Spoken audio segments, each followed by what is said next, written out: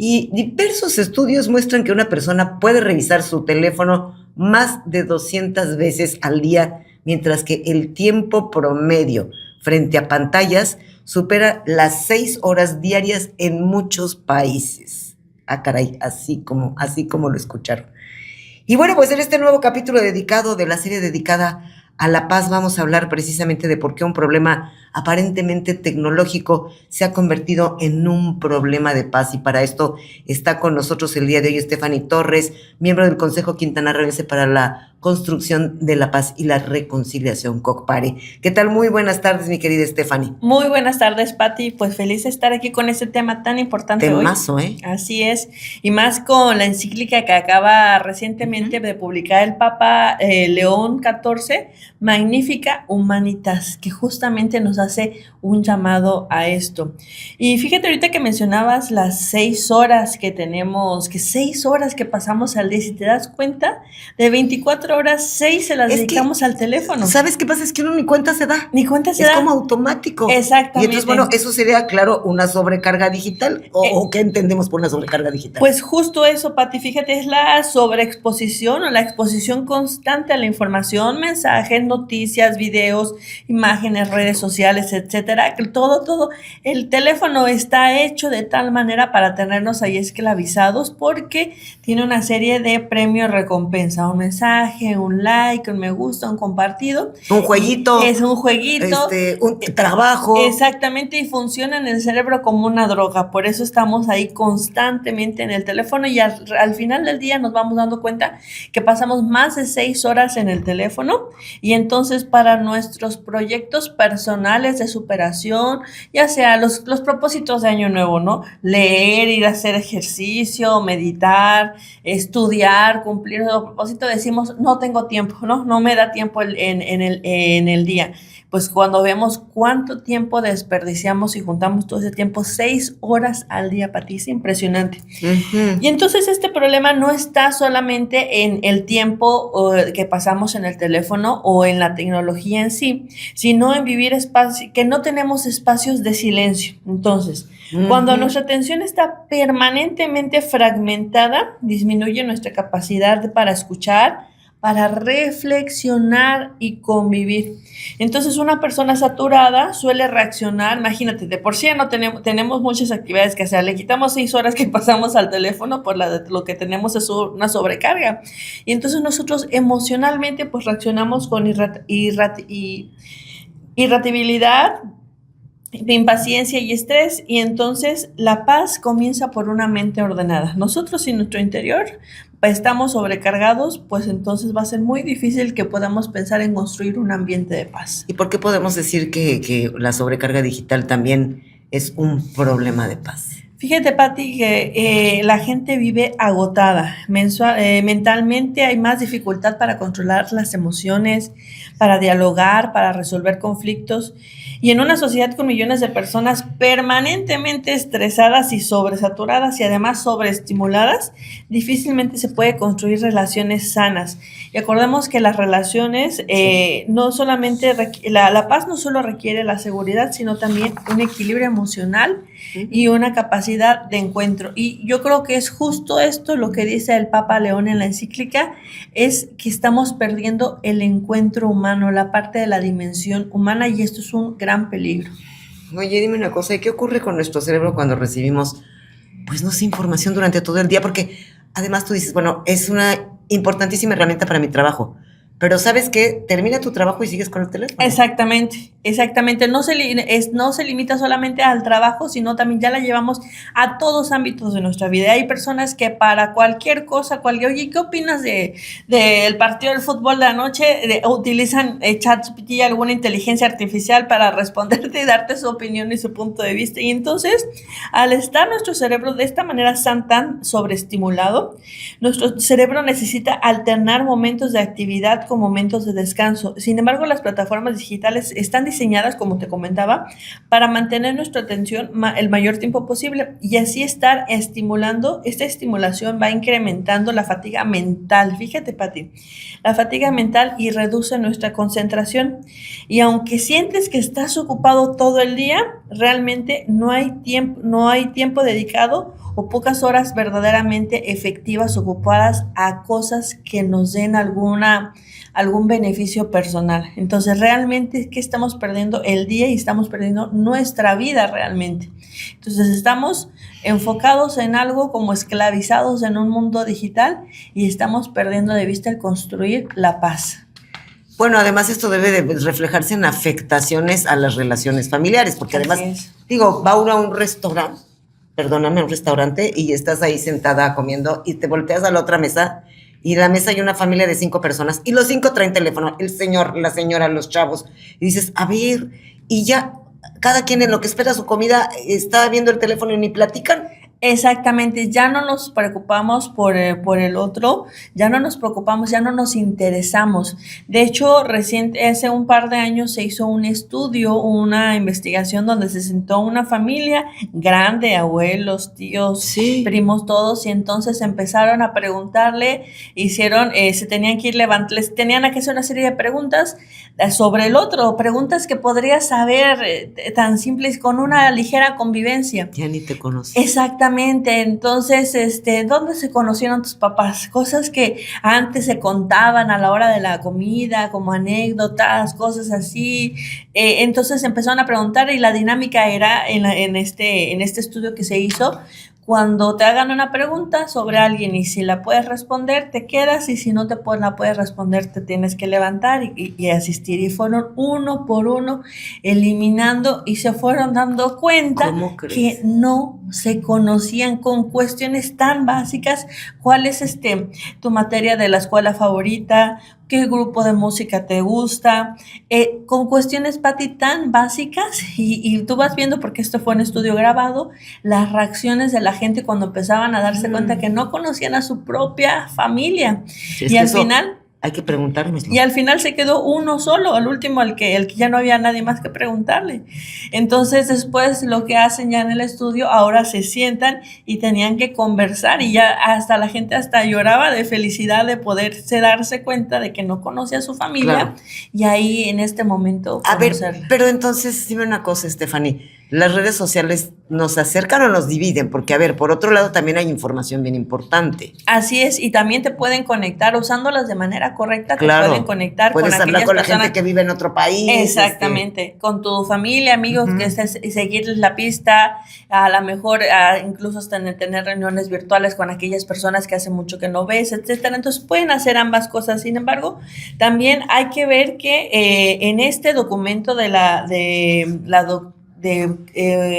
Papa León, sí, nos invita precisamente a buscar la fraternidad y a fortalecer el bien común y nunca convertir al otro como enemigo. ¿Y por qué mencionamos eso? Porque luego en las redes sociales, cuando nos escudamos tras una pantalla, es tan fácil atacar al otro y lo deshumanizamos. Y eso es algo en lo que hace énfasis el Papa.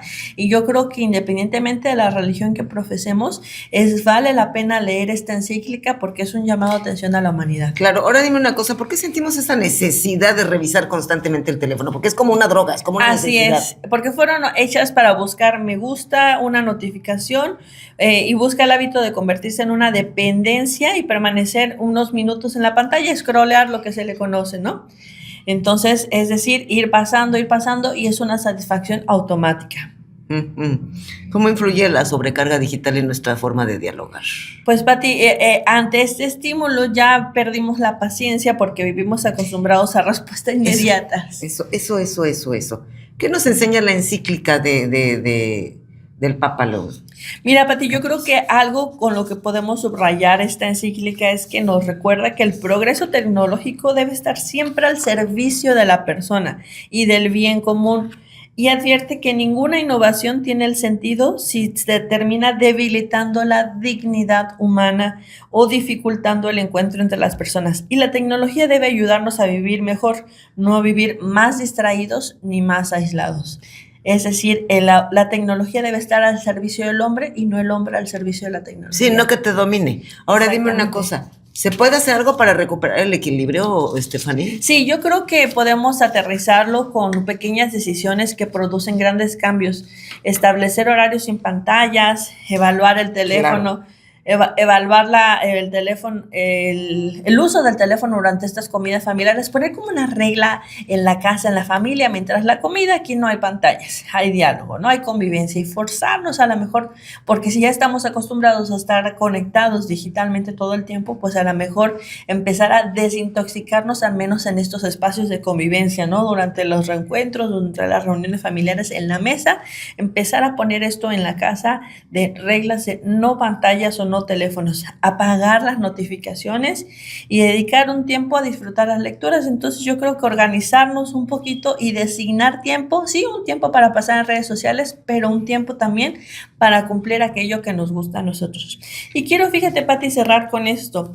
Si queremos construir una cultura de paz, necesitamos recuperar algo que el mundo digital muchas veces nos arrebata: la capacidad de escuchar, de contemplar, de dialogar y de encontrarnos cara a cara con los demás.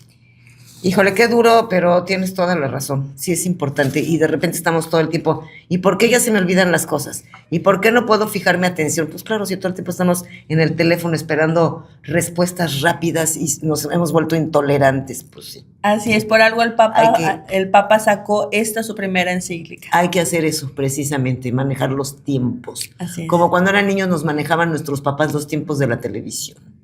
Así te lo juro, porque era, no ves televisión más que de tal hora a tal hora, pero la tarea es la tarea. Así, ok. Bueno, muy bien. Vivimos en la época más conectada de la historia. Sin embargo, la Organización Mundial de la Salud advierte que 1 de cada 6 personas experimenta soledad. Nunca habíamos tenido tantas herramientas para comunicarnos y paradójicamente nunca había sido tan difícil encontrarnos de verdad y comunicarnos, ¿no? Es increíble. Y bueno, pues para platicar, precisamente continuar nuestra plática del día de ayer, en esta serie sobre la paz, pues continuamos platicando con Stephanie Torres, miembro del Consejo Quintanarroense para la Construcción de la Paz y la Reconciliación, COCPARE. Stephanie, gracias por volver a aceptar nuestra invitación. Pati, pues yo muy contenta de estar aquí nuevamente compartiendo esta encíclica que el Papa León XIV publicó recientemente, que es un llamado a toda la humanidad, Magnificat Humanitas, es decir, este llamado sobre poner atención en la era digital a no perder de vista la humanidad y el peligro también de la inteligencia artificial. Y esto es lo que vamos a platicar hoy. Muy bien, y bueno, pues a ver, platícame qué significa realmente construir paz en la era digital.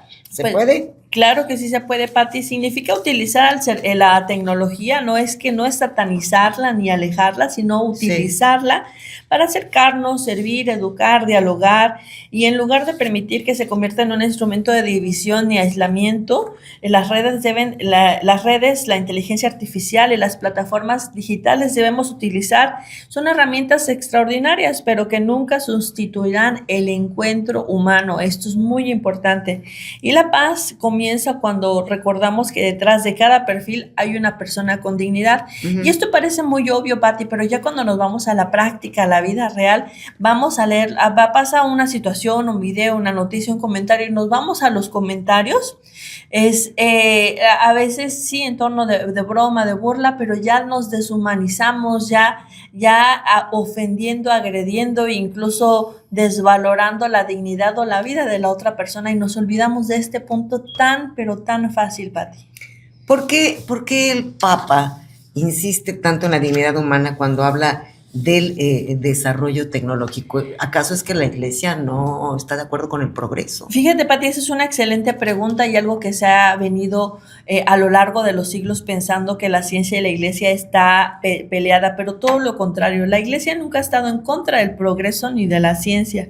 Lo que siempre ha defendido es que el ser humano debe permanecer en el centro, y que cuando una sociedad comienza a valorar más la eficacia de las personas que a las personas, corre el el riesgo de convertir a hombres y mujeres en simples datos, consumidores o estadísticas. Y esto es lo que en esta encíclica el Papa señala precisamente. Y que la tecnología debe estar al servicio de la persona y nunca al servicio de la tecnología. Fíjate, Pati, que en este sentido nos hablaba del peligro de que tienen las empresas que en esta era digital, ahora con la automatización y la inteligencia artificial, al querer suplantar al hombre, al humano, por máquinas, por la herramienta. Este es un peligro porque a querer ser más eficientes, nos estamos dejando de ser más humanos, porque una máquina puede hacer muchas cosas, pero no puede hacer muchas cosas que hace el hombre, que es actuar con ética, actuar con moral y actuar con dignidad. Entonces, sí, los sentimientos, las emociones. Exactamente, exactamente, y esa es una de las cosas que nos pone el Papa. Por un lado, que tener cuidado de no caer en un extremo, porque además dejamos desprotegida laboralmente a otra gran parte de la población y ahí estamos deshumanizándonos. Entonces sí, que la tecnología está al servicio del hombre, pero no al hombre de la tecnología. ¿Cómo podemos convertir las redes sociales en espacios de paz? Yo creo, Pati, que aquí algo que hemos comentado muchas veces es que antes de publicar, antes de darle compartir, hay que preguntarnos si es verdadero, es útil, construye.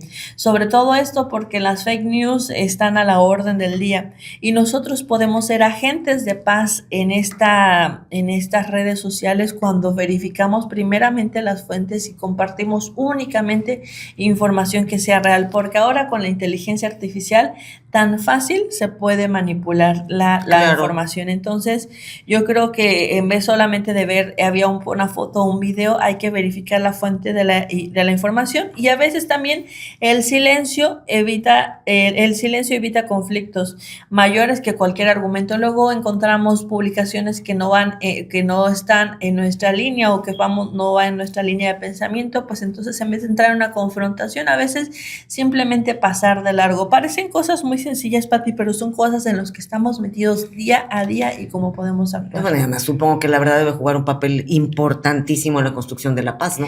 Sí, fíjate, Pati, que aquí el Papa León nos recuerda que los algoritmos no son neutrales, y aquí es donde en esta parte yo quiero hacer énfasis. ¿Qué quiere decir? El algoritmo es la manera en cómo se manejan las tecnologías, las plataformas, redes sociales, la IA, etcétera. Y este algoritmo es manejado por alguien detrás. Y nosotros, cuando lo escuchamos, cuando lo leemos, cuando vemos, cuando preguntamos a la inteligencia artificial, lo damos por 100% de verdad. Pero al final, Pati, lo que nos dice el Papa en este documento es que estos algoritmos no son neutrales porque pueden estar manipulados para reforzar ideologías, para reproducir prejuicios, para ocultar información y sobre todo para favorecer intereses. Entonces, aquí yo creo que esta es una pregunta que muchos no nos hemos hecho. Por ello insiste en que la IA debe estar sometida a la verdad y al bien común y no a intereses económicos y políticos, como ya se ha estado descubriendo que hay manipulación de la información. Y entonces hacernos esta pregunta, la pregunta que todos nos deberíamos de hacer es: ¿quién financia la IA? ¿Y cuál es el beneficio que se obtiene de ello? Entonces, porque no es algo que brota de la nada y es algo que producirlo es bastante costoso. Entonces, ¿quién lo está financiando y cuál es el beneficio que obtiene de ello? Porque una empresa busca siempre un beneficio. Entonces, cuando nos preguntamos realmente cuál sería el negocio o el beneficio que tienen, entonces ahí es donde nos puede empezar a señalar como un foco rojo, pues porque la IA al final pues puede calcular, puede predecir, puede clasificar, pero no posee conciencia, libertad, misericordia ni prudencia, que son las virtudes o atribuciones propiamente del ser humano. Y entonces esto afirma que nunca deberíamos equiparar la inteligencia intelectual, artificial, con la inteligencia humana. Entonces, fíjate este gran peligro que corremos si utilizar la IA, la inteligencia artificial, a nuestro favor, pero siempre con muchas reservas, porque no sabemos hasta qué punto puede estar manipulada la información que nos da. Claro. Oye, ¿cuáles son las nuevas esclavitudes digitales que menciona la encíclica? Pues fíjate, Patti, que justo esta encíclica nos recuerda que detrás de la IA, además de lo que te acabo de decir de la manipulación de la información, también puede haber muchas veces trabajo humano, muchas veces invisible, porque detrás hay moderadores de contenidos, etiquetadores de datos, trabajadores mal remunerados, extracción de minerales, y esto lo podemos ver hay países en África donde se extrae el litio y ciertos minerales que se utilizan para la fabricación de chips y específicamente de ciertas tecnologías que solamente se extraen ahí, y ahí pues son situaciones muy deshumanas, las condiciones laborales, sí, la explotación. Incluso hace muchos años se llegó a hacer una película muy famosa que se llama Diamante de Sangre, que se habla precisamente de la explotación de las minas de diamante en África, cómo era una cosa brutal de aniquilación de gente con tal de conseguir este mineral. En eso entonces era el diamante, y yo creo que ahora el nuevo diamante es el litio y estos otros minerales que utilizan para la fabricación de los chips digitales. Y esto es lo que estamos perdiéndonos de cuenta. Sí, mucha tecnología, pero también hay mucha persecución detrás al hombre. ¿Por qué la paz necesita recuperar el diálogo? Pues, Pati, fíjate que todos hablan y pocos escuchan. Y dialogar no significa renunciar a nuestras convicciones, sino también, eso es importantísimo en el momento de las discusiones, es reconocer la dignidad del otro, incluso cuando piensa distinto. Y aquí subrayo, porque si tú entras en algún foro o en alguna publicación de algún grupo de extrema izquierda y tú das tu opinión que a lo mejor no va conforme a la visión de ellos, empieza una agresión, una intolerancia, cuando ellos son los que dicen que ahí no hay que promover los discursos de odio. Entonces, fíjate aquí, si uno piensa distinto al otro, primero hay que reconocer la dignidad del otro ser humano, porque entonces una sociedad incapaz de dialogar termina resolviendo sus diferencias mediante una imposición o mediante la violencia. Fíjate que tenemos solo 2 minutitos. Dime qué pueden hacer los padres para formar hijos libres frente a la tecnología. Pues, Pati, más que prohibir dispositivos, pueden enseñar criterios. Los hijos necesitan aprender el autocontrol, el pensamiento crítico y la responsabilidad, y eso es algo que no van a enseñarle ChatGPT ni ninguna otra aplicación de inteligencia artificial.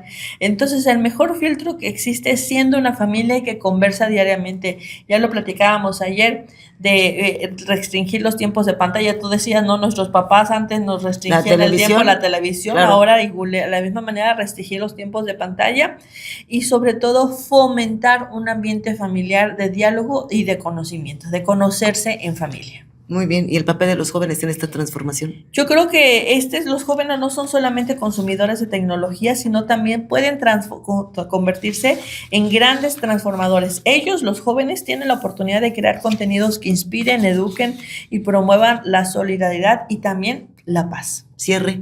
Pati, pues fíjate que yo creo que Magníficas Humanitas nos enseña que el progreso no nos debe hacer simplemente más eficientes, sino auténticamente más humanos. Muy bien.